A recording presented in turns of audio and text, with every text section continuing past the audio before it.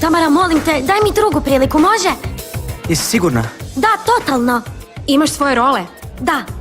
Donesi ih, probat ćemo snimat.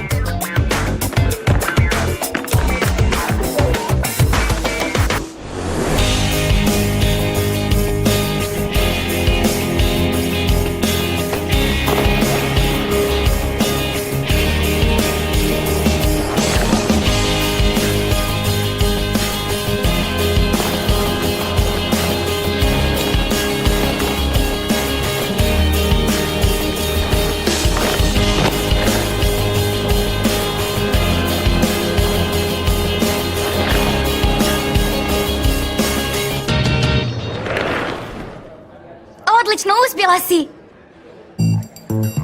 Luna! Dođi, u redu je. Čekaj, onda plješćemo ili ne? Očito da ne. Ne znam više. Onda, jesam li prošla testiranje ili ne? Bila si jako dobra. Ne razumijem što je ono bilo. Dodaj mi te druge role. Kotač je zaglavljen. Jako je opasno rolati s rolama u neispravnom stanju.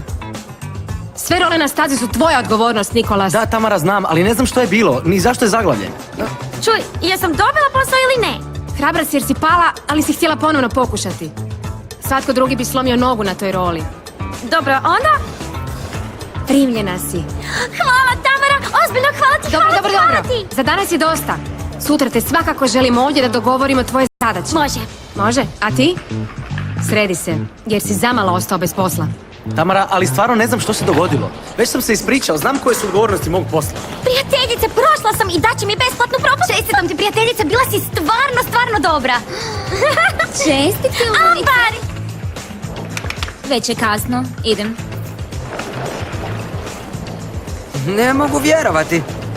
Ovo je prvi put da te ne moram spašavati.